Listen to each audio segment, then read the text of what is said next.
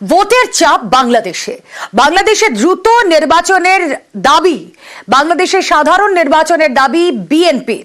শহীদ বুদ্ধিজীবী দিবস, সেই শহীদ বুদ্ধিজীবী দিবসে ভোটের চাপ, বিএনপির এই চাপ। বাংলাদেশে দ্রুত ভোটের দাবি, বিএনপি নেতার ভোটে মিটবে জনগণের আকাঙ্ক্ষা। দাবি বিএনপির, অবাধ সুষ্ঠু নিরপেক্ষ নির্বাচনের দাবি বিএনপির। কথা বলবো, সহকর্মী কৃষাণু রয়েছেন এই মুহূর্তে আমাদের সঙ্গে। এই ভোটের চাপটা কেন দেওয়া হচ্ছে বিএনপির তরফে? রুমেলা, ইদানিংকালে কিন্তু রাজনৈতিক দলগুলি বাংলাদেশের কিন্তু ভোটের চাপ বাড়াচ্ছিল।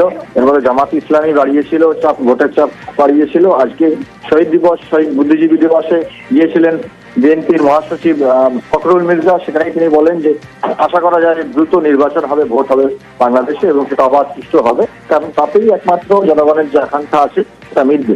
অর্থাৎ প্রকারান্তরে তিনি কিন্তু বলে রাখলেন যে ভোটটা তত দ্রুত করা যাবে, তত দ্রুত বাংলাদেশের সাধারণ নির্বাচন হবে, তত একটা স্থায়ী সরকার পাবে বাংলাদেশ। বুঝবে না? বেশ, আমরা আশা করি খুব দ্রুত জনগণের ইচ্ছা অনুযায়ী নির্বাচনের ব্যবস্থা হবে, অবাধ সুষ্ঠু নিরপেক্ষ নির্বাচন। নির্বাচনের মধ্যে দিয়ে জনগণ তাদের প্রতিনিধি নির্বাচন করার সুযোগ পাবেন, পার্লামেন্ট গঠন করার সুযোগ পাবেন। উত্তপ্ত বাংলাদেশের রাজনীতি, বাংলাদেশে অন্তর্বর্তী সরকার বিএনপি দ্বন্দ্বতুঙ্গে। ইউনূস সরকারকে কড়া বার্তা বিএনপির, দলকে প্রতিপক্ষ করবেন না বার্তা বিএনপির। সব দল বিরোধিতা করছে মন্তব্য ইউনূস সরকারের, আর ইউনূস সরকারের মন্তব্যের সমালোচনায়ও বিএনপি। সরকার ব্যর্থ হলে জনগণ ব্যর্থ বার্তা বিএনপির। আরো ডিটেলে জানাবেন আমাদের প্রতিনিধি কৃষাণু রয়েছেন সঙ্গে। কৃষাণু। হ্যাঁ রুমেলা, এই বিতর্কের সূত্রপাত হচ্ছে একটি মন্তব্য কেন্দ্র করে, যেটা সরকারের অন্যতম উপদেষ্টা দিয়েছিলেন। তিনি বলেছিলেন যে বাংলাদেশে যে রাজনৈতিক দল আছে তারা সরকারের বিরোধিতা করছে, বিরুদ্ধে ষড়যন্ত্র করছে। এরই মন্তব্য জবাব দিতে গিয়ে ফখরুল মির্জা বলেন যে এই ধরনের মন্তব্য করা ঠিক নয়, সে ধরনের মন্তব্য থেকে বিরত থাকা উচিত, কারণ এখন দেশ এখন ভাঙা গণতন্ত্র দিয়ে যাচ্ছে। এবং সেক্ষেত্রে বলেন যে সরকারকে একদম চড়া সুরে জানিয়ে দেন যে রাজনৈতিক দলগুলিকে প্রতিপক্ষ ভাববেন না, যেটা ভালো হবে না। এবং দ্বিতীয় হচ্ছে যে সরকার যদি ব্যর্থ হয় তাহলে কিন্তু অর্থ হবে যে গণ অভ্যুত্থান ব্যর্থ হয়েছে এবং সেই অর্থে জনগণও ব্যর্থ হয়েছে। রুমেলা, বেশ, এই সরকার অন্তর্বর্তীকালীন সরকার, আমরা সবাই মিলে এই সরকারকে আমরা দায়িত্ব দিয়েছি। বিশেষ করে আমরা বিএনপির তরফ থেকে প্রথম থেকেই তাদেরকে আমরা সমর্থন দিয়েছি, এখনো তাকে আমরা সমর্থন করে দিচ্ছি, এমনকি এই মুহূর্তেও তাদেরকে আমরা সমর্থন করছি। কিন্তু যখন এই কথা বলেন যে রাজনৈতিক দলগুলো অন্তর্বর্তীকালীন সরকারকে ব্যর্থ করার জন্য কাজ করছে, এটা অত্যন্ত মারাত্মক একটা অভিযোগ। আমি তীব্রভাবে প্রতিবাদ করছি এবং আমি মনে করি যে এই ধরনের উক্তিটা প্রত্যাহার করা উচিত। যে দয়া করে রাজনৈতিক দলগুলোকে বা রাজনীতিকে আপনাদের প্রতিপক্ষ বানাবেন না। এই সরকার ব্যর্থ হওয়া মানে জনগণ ব্যর্থ হয়ে যাবে, আমরা ব্যর্থ হয়ে যাব। কলকাতা দখলের হুমকি দেওয়া হচ্ছিল বাংলাদেশের তরফ থেকে, কিন্তু নিজেদের ঘরেই চাপে সে দেশের সরকার। বাংলাদেশে মোহাম্মদ ইউনূস সরকার প্রবল চাপে। ইউনূস সরকারকে তোপ নাগরিক ঐক্যের। সরকারের কাজের লোক নেই, এমনটাই দাবি তাদের। নাগরিক ঐক্যের এমনই দাবি, এবং 4 মাসে দেশের কোনো পরিবর্তন হয়নি। দাবি নাগরিক ঐক্যের। ঢাকায় চোরের বদলে চোর, ঢাকায় লুটপাটের রাজনীতি, নাগরিক ঐক্যের এমনই দাবি। এখন যে সরকার আছে সেটা তো অন্তর্বর্তী সরকার। এই সরকার কতদিন থাকবে জানি না। 1.5 বছর পরে নির্বাচন যদি হয় তাহলে এই সরকারের আইন 1.5 বছর। এই সরকারে যারা এসছেন তারা ভালো মানুষ, তারা লুটেরা না, তারা মিথ্যুক নয়, তারা প্রতারক নয়, তারা নিজের নিজের জায়গায় সফল, এরা ভালো মানুষ বলে পরিচিত। ঘুষ এখনো চলে না টুকটাক। আরে ভাই, আমি একে সরলাম কি বিজে বসাবার জন্য? আমি এক চোর বদলে আরেক চোরকে বসাবার জন্য কাজ করেছি।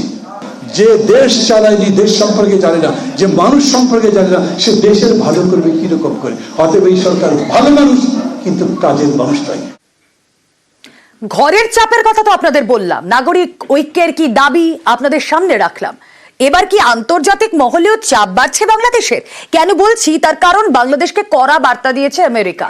বাংলাদেশকে কড়া বার্তা বাইডেন প্রশাসনের। সংখ্যালঘু আক্রান্তে ঢাকার দায় আমেরিকার, এমনই বার্তা। কৃষাণু প্রতিনিধি রয়েছেন আমাদের সঙ্গে। কৃষাণু, আমেরিকার এই বার্তা কতটা সিগনিফিকেন্ট? হ্যাঁ, যেটা মনে রাখতে হবে যে বাংলাদেশে কিন্তু অনাবাসী ভারতীয়দের একটি বড় লবি রয়েছে, যেটা রাজনীতিতে খুব সক্রিয় এবং তাদেরকে গুরুত্ব দেওয়া হয় রাজনৈতিক স্তরে। এবং বাংলাদেশে সাম্প্রতিককালে যখন সংখ্যালঘু নির্যাতনের খবর হয় তখন কিন্তু আমেরিকার বিভিন্ন শহরে প্রতিবাদ শুরু হয়েছিল, বিক্ষোভ শুরু হয়েছিল এবং সেটা বাইডেন প্রশাসনের নজরে ছিল। এবং ট্রাম্প তো তুমি জানো যে ট্রাম্প সরাসরি মন্তব্য করেছিলেন যে বাংলাদেশে সংখ্যালঘু নির্যাতন হচ্ছে, উচিত হচ্ছে না।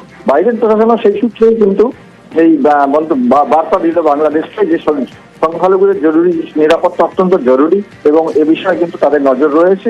এবং যদি সংখ্যালঘুদের নির্যাতন হতে থাকে তার দায় থাকবে একান্তভাবে বাংলাদেশ সরকারের উপরে। রুমেলা, বেশ,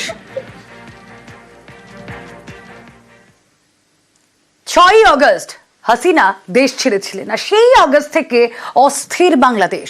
গোয়েন্দা রিপোর্ট অনুযায়ী শেখ হাসিনার দেশ ছাড়া এবং বাংলাদেশে ইউনূস সরকার আসার পিছনে চীন পাকিস্তানের একটা হাত রয়েছে।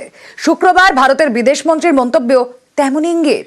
চীন পাকিস্তানের সঙ্গে বাংলাদেশ, এই 3 দেশ মিলে ভারতের বিরুদ্ধে ষড়যন্ত্র করতে পারে বলেও সিঁদুরে মেঘ দেখছেন অনেকেই। আবারও ভারতের সৌহার্দ্যের বার্তা। Certainly, it is our hope that with the new dispensation in Bangladesh, we will settle down to a mutually beneficial and stable relationship. Bangladesh থেকে আবারও ভারত বিদ্বেষ, যুদ্ধের জিগির তোলার চেষ্টা। আমরা প্রত্যেকটি বাংলাদেশি নাগরিককে সামরিক ট্রেনিং দিয়ে প্রস্তুত করব যুদ্ধের জন্য।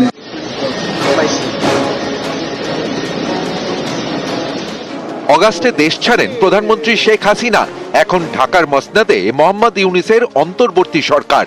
গোয়েন্দা রিপোর্ট অনুযায়ী আওয়ামী লীগ বিরোধী আন্দোলন থেকে শেখ হাসিনা দেশ ছাড়া এবং বাংলাদেশে নতুন সরকার আসার পিছনে রয়েছে চীন এবং পাকিস্তানের মদদ। শুক্রবার সংসদে বিদেশমন্ত্রীর মন্তব্যেও এমনই ইঙ্গিত। When we speak about neighborhood first policy, almost in every one of our neighboring countries, with the exception of Pakistan and China, we have had important development projects. That is the case with Bangladesh as well. বাংলাদেশকে চীন পাকিস্তানের মদদ, এই 3 দেশের যা ভৌগোলিক অবস্থান তাতে অনেকেই সিঁদুরে মেঘ দেখছেন।